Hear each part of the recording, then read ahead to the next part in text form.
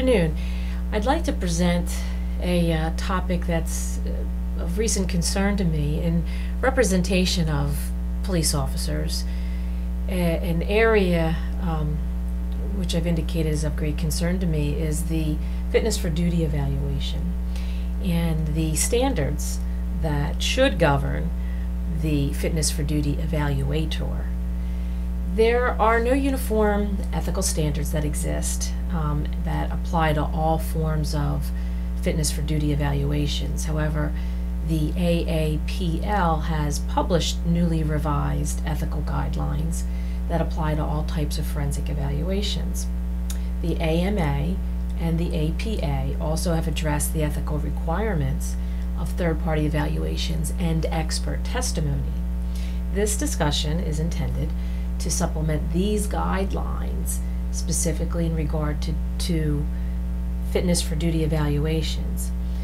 The core concept underlying all these ethical precepts is the relationship between the psychiatrist and the evaluee.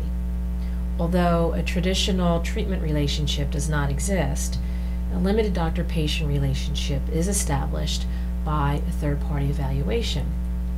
This relationship is best conceptualized as one in which the psychiatrist's primary duty is toward providing a complete and thorough evaluation for the retaining party, but in which psychiatrists have a secondary duty to the evaluee.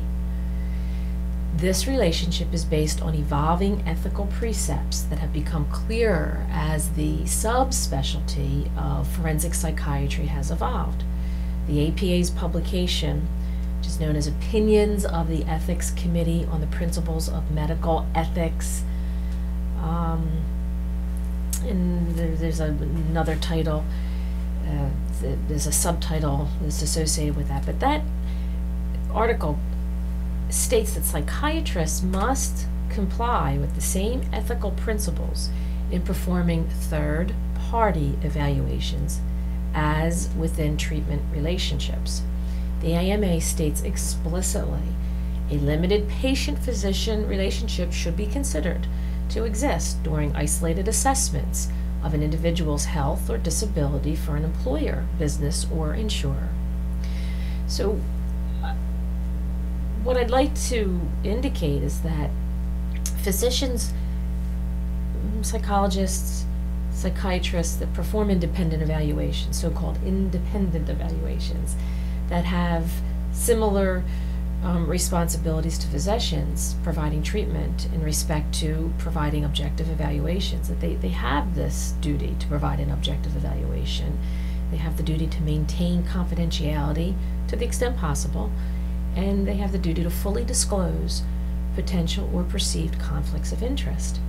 The legal obligations attendant on this relationship should be considered when providing fitness for duty evaluations and any other employment-related evaluations.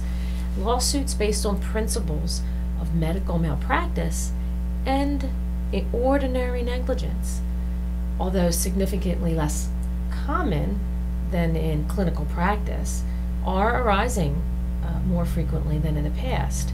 And as they may very well should do so, because it's been my experience that oftentimes these fitness for duty evaluations are abused.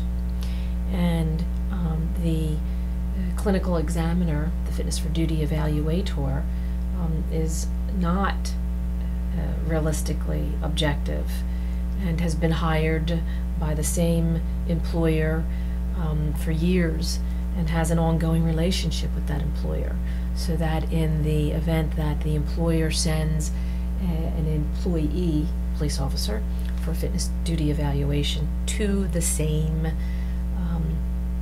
fitness for duty evaluator, that they've had this continuing established relationship over the years.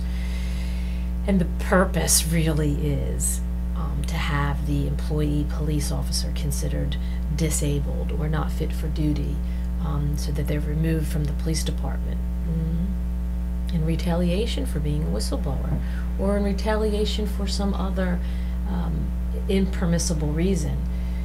The ethics standards should apply, and since many times they aren't, or they're ignored by the evaluators, we need to revisit that, and we in the legal profession should enforce that and should hold the fitness for duty evaluators legally accountable.